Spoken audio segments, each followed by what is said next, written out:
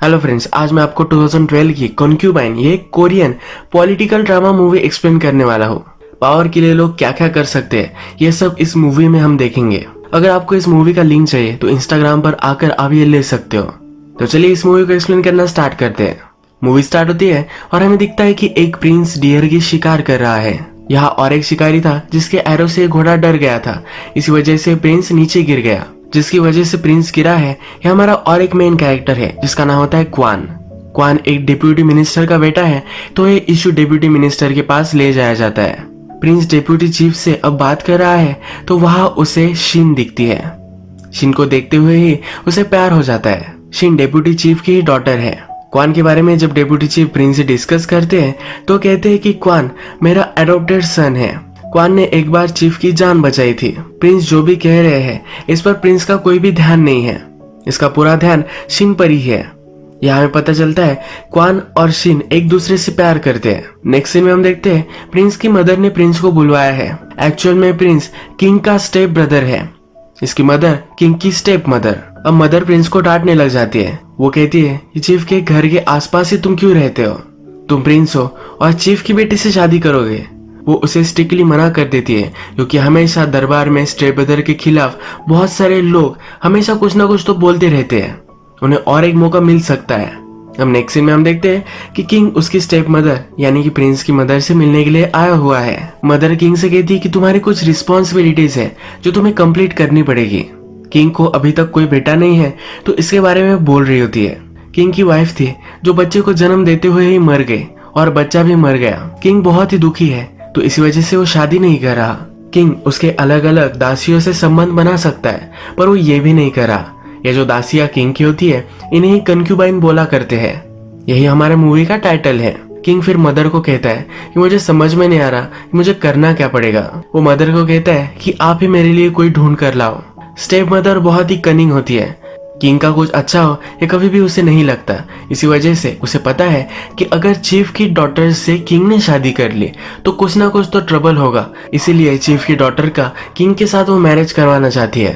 हमें पता है कि चीफ की डॉटर शिन और क्वान इन दोनों में प्यार है। शिन शादी करने के लिए मना करती है और बहुत तमाशा खड़ा हो जाता है। रात में क्वान और शिन ये दोनों चुपके से भाग जाते हैं। रात में क्वान शिन से कहता है कि हमेशा मेरे साथ ही रहना और इसके बाद ये दोनों इंटीमेट हो जाते हैं। सुबह आती है और शिन के फादर शिन और क्वान को ढूंढ लेते हैं। क्वान सबसे झगड़ने की कोशिश करता है पर इसे पकड़ ही लेते हैं। चीफ अब क्वान को मारने ही वाले हैं पर शिन कहती कि अगर क्वान मर गया तो मैं भी सुसाइड कर लूंगी। वो क्वान को जिंदा रखे यही उनसे रिक्वेस्ट करती है और वो अपने फादर की सब बातें मान लेगी। इसी वजह से शिन शादी के लिए मान जाती है। अब शिन क्वीन बन चुकी है।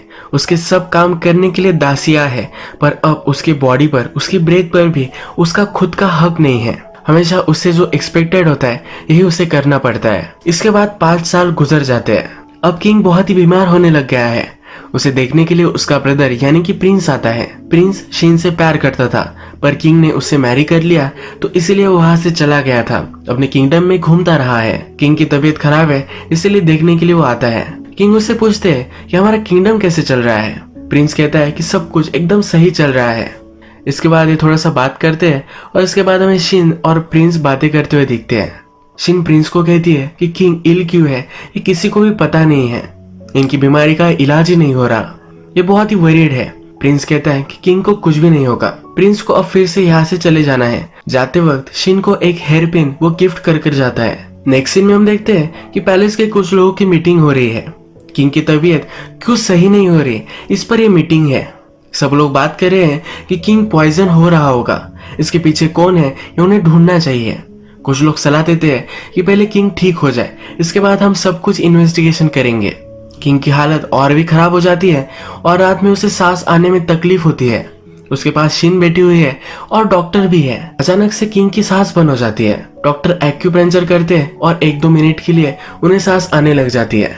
शिन उनसे पूछती है कि आपके जाने के बाद आपका सक्सेसर कौन है यानी कि किंग कौन बनने वाला है। किंग ये बात कर सके इससे पहले वो मर जाते हैं। मदर को भी न्यूज मिली है कि किंग की हालत बहुत ही खराब है, तो उन्हें देखने के लिए मदर आती है। मदर जब वहां पहुंची थी तब तक किंग जिंदा थे, पर फिर भी शिन ने मदर को किंग से मिलने नहीं दिया था। शिन और उसके मदर इन लॉ एक दूसरे को हेट करते हैं। इसके बाद हम देखते हैं कि मदर के पास उसका एक राइट हैंड आदमी आया हुआ है। वो मदर को सजेस्ट करता है कि मदर ने अगर कोई एक्शन नहीं ली तो शिन के पास पूरी पावर आ सकती है। नेक्स्ट सीन में हम देखते हैं कि शिन के पास उसके फादर आते हैं। शिन के फादर किंग मरे क्यों थे इसकी इन्वेस्टिगेशन कर रहे थे। जब वो रॉयल बुक देख रहे थे जिसमें लिखा होता है कि किंग ने इस दिन पर उस दिन पर क्या खाया था, इस बुक में एक पेज मिसिंग था, यानी कि कुछ ना कुछ तो गड़बड़ यहाँ है। शिन के फादर को लग रहा होता है कि मदर ने ही किंग को पॉइजन किया होगा।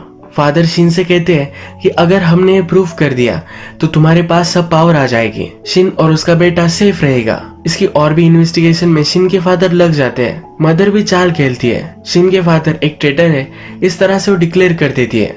मदर सब लोगों से कहती है कि किंग के खाने को शिन के फादर ने ही पॉइजन किया था। शिन के फादर अरेस्ट हो जाते हैं और शिन को भी रॉयल पैलेस से निकाल दिया जाता है। एक छोटी सी जगह पर शिन को अब रहना पड़ता है। सब पावर प्रिंस को दे दी जाती है और प्रिंस किंग बन जाता है। इन पुराने पैलेसेस में क्वीन की रक्षा करने के लिए यूनक हुआ करते थे। यूनक यानी कि उनके प्राइवेट पार्ट्स पहले ही काट लिए गए होते हैं। यूनक लड़ाई में माहिर होते हैं। अब हम देखते हैं कि पैलेस को प्रोटेक्ट करने के लिए कुछ नए यूनक आते हैं। इन यूनक में क्वान भी होता है। क्वान बहुत ही स्ट्रांग बन गया है और लड़ाई भी बहुत ही सही से वो कर सकता है। इसके बाद हम देखते हैं कि प्रिंस की शादी हो जाती है। वो जब क्वीन के पास इंटीमेट होने के लिए जाता है तो सब कुछ इंस्ट्रक्शन उसे दी जाते हैं। उसके आसपास बहुत सारे लोग होते हैं। वो किंग है तो उस पर बहुत सारी रिस्पॉन्सिबिलिटीज है, सब कुछ सही से होना चाहिए। इसे इंस्ट्रक्शन दिए जाते हैं क्योंकि सबको लगता है कि पहले बेटा हो जाए। प्रिंस इन सब से फ्रस्ट्रेटेड होता है पर फिर भी उसे ये सब करना पड़ता है। रात में हम देखते हैं कि शिन जहाँ रहती है प्रिंस ऊपर से उसे ही देखते हैं। प्रिंस को सलाह दी जाती है कि ऐसा वो ना करे। शिन इन्वेस्टिगेशन करना चाहती है, कुछ प्रूव ढूंढना चाहती है कि किंग को किसने मारा था। यह करने के लिए उसके एक दासी को किचन में भेजती है, पर ये दासी किसी से भी बात नहीं कर पाती। पर इस दासी को और एक चीज पता चल जाती है। वो शिन से कहती है कि इस पैलेस में और एक अंडरग्राउंड जगह है जहाँ पर सब कैदी रखे जाते हैं, शायद वहां पर शिन को कुछ मिल सकता है। रात में शिन वहां पर पहुंचती है तो हेड कुक को कैद किया होता है। शिन उससे कहती है कि एक दिन किंग ने क्या खाया था इसके सब रिकॉर्ड्स नहीं है। ये कुक शिन से कहती है कि उस रात किंग ने उनकी मदर के यहाँ खाना खाया था।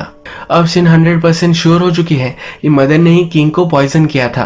अब नेक्स्ट सीन में हम देखते हैं कि प्रिंस शिन से मिलने के लिए आता है। शिन की एक दासी उसके रूम में सब उसकी ज्वेलरी पहन रही होती है। प्रिंस ये देख लेता है। ये दासी डर जाती है और प्रिंस से माफी मांगने लग जाती है। थोड़ी देर में शिन भी वहां पहुंचती है। प्रिंस से पूछती है कि तुम यहाँ आए क्यों हो। प्रिंस कहता है कि मुझे किंग बने हुए बहुत सारा समय हो चुका है, पर फिर भी तुम कैसी हो ये देखने के लिए मैं नहीं आया। शिन कहती है कि मेरे फादर के साथ जो हुआ ये बहुत ही गलत है। प्रिंस कहता है कि मैं भी एग्री करता हूँ और वो उसके फादर को छोड़ने वाला है। प्रिंस के साथ क्वान भी यहाँ आया हुआ था। शिन उसे देख लेती है और इस पर बिलीव नहीं कर पाती। शिन के घर में कुछ भी फर्नीचर वगैरह नहीं था तो प्रिंस सब फर्नीचर उसके घर में रखवा देता है। नेक्स्ट दिन पैलेस में मीटिंग चलती है। सब लोग प्रिंस की मदर से ही सब कुछ चीजें पूछते हैं। उन्हें लगता है कि प्रिंस अब तक सही से डिसीजन लेने के लिए रेडी नहीं है क्योंकि अभी अभी वो किंग बना है। प्रिंस यहाँ कहता है कि शिन के फादर को उन्हें छोड़ देना चाहिए। प्रिंस की बात कोई भी नहीं मानता। मदर इस पर बहुत ही चिढ़ जाती है। ये दोनों फिर मदर के रूम में आते हैं। मदर डायरेक्टली प्रिंस को स्लैप करती है, कहती है कभी भी इस तरह की चीजें तुम मत बोलना। मुझे पता है कि तुम्हारे साथ चल क्या रहा है। इस पैलेस में तुम सिर्फ एक ही औरत के साथ नहीं रह सकते और वो है शिन। प्रिंस कहता है कि अब तक तुमने मुझसे जो भी करने के लिए कहा है वो सब कुछ मैंने किया है। शिन की भी शादी तुमने मेरे ब्रदर के साथ कर दी, फिर भी मैं कुछ भी नहीं बोला। आखिर तुम मुझसे चाहती क्या हो। इसके बाद हम देखते हैं कि शिन के फादर ने 5 साल पहले क्वान के साथ किया क्या था। शिन ने कहा था कि क्वांग को छोड़ दिया जाए, पर क्वांग को ऐसे नहीं छोड़ सकते थे। पहले उसके प्राइवेट पार्ट्स उन्होंने काट दिए और इसके बाद इसने छोड़ दिया। क्वांग ये सब बुरे सपने रात में हमेशा देखता है। वो अचानक से उठ जाता है तो उसे मिलने के लिए शिन आती है। वो उससे कहती है कि मैंने हमेशा तुम्हारे लिए प्रे किया, तुम जिंदा हो यही मैं चाहती थी। शिन क्वांग से हेल्प के लिए पूछती है। कहती है कि हो क्या रहा है मुझे कुछ भी समझ में नहीं आ रहा। मेरे फादर एक ट्रेटर नहीं है। पर क्वांग शिन के फादर और बहुत ही नाराज है तो उसे कुछ भी हेल्प नहीं करने वाला। वो उसे इग्नोर कर देता है और वो कहता है कि अब मैं यूनक बन चुका हूँ, मैं तुम्हारे लिए कुछ भी काम नहीं आने वाला। रात में शिन उसके फादर जहाँ पर कैद है वहां जाकर उन्हें कुछ खाना देकर आती है। ये खाना भी क्वांग ले लेता है। शिन के फादर के पास जाता है। इस खाने में से एक लेटर निकालता है। फादर से कहता है कि यह बहुत ही डेंजरस एक्ट था, अगर किसी को पता चला तो शिन को लोग मार डालेंगे। फादर उसे गिड़गिड़ाते हैं, कहते हैं कि प्लीज ये किसी को भी मत बताना। क्वांग कहता है कि 5 साल पहले तुम्हें मुझे मार डालना चाहिए था। शिन के फादर को क्वांग बहुत टॉर्चर करता है। नेक्स्ट डे क्वान प्रिंस की नजर में आता है। क्वान को सब मालूम होता है कि प्रिंस की सेहत के लिए क्या अच्छा है और उन्हें क्या खाना चाहिए, इसलिए वो किंग को सलाह देता है। किंग यानी कि प्रिंस उससे इम्प्रेस्ड हो जाता है। वो ऑर्डर देता है कि क्वान को यूनक्स का हेड बना दिया जाए। यूनक 16-17 साल तक काम करते हैं, उसके बाद उन्हें हेड बनाया जाता है। पर ये अभी अभी आया और इसे हेड बना दिया गया है, ये किसी को भी हजम नहीं होता। प्रिंस की बात कोई भी नहीं मानता। प्रिंस सोचता है कि क्वान को उसने कहीं देखा है और क्वान से पूछता भी है। क्वान कहता है कि मैं एक छोटा आदमी हूँ, मुझे आप कहाँ देख सकते हैं। प्रिंस भी इसे इग्नोर कर देता है।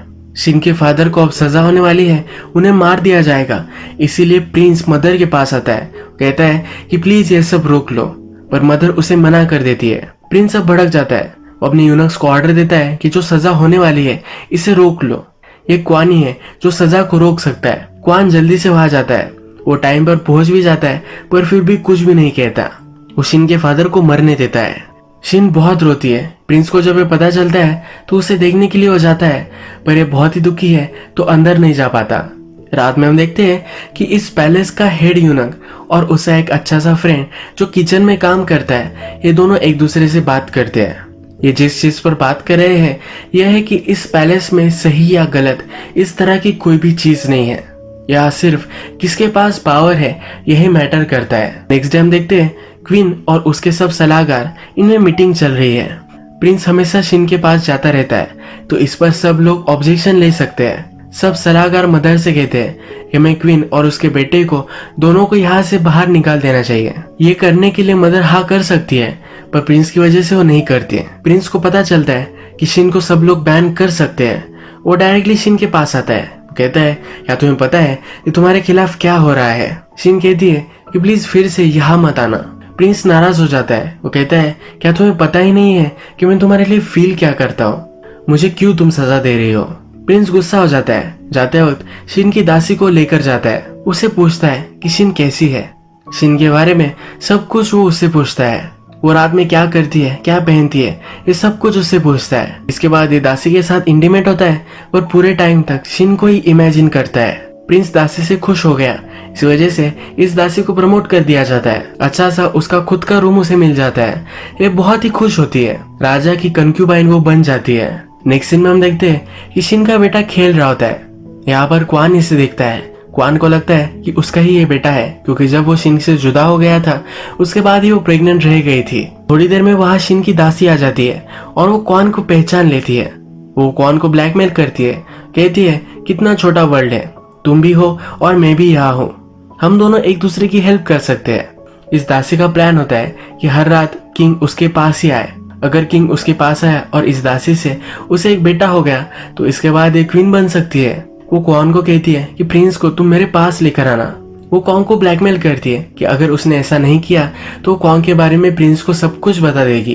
क्वान उसे धमकी देता है कि अगर तुमने ऐसा कुछ भी किया तो मैं तुम्हें मार डालूंगा। नेक्स्ट सीन में हम देखते हैं कि शिन से मिलने के लिए फिर से प्रिंस आता है। प्रिंस ने शिन को जो हेयरपिन गिफ्ट दी थी आज शिन ने वो पहनी है।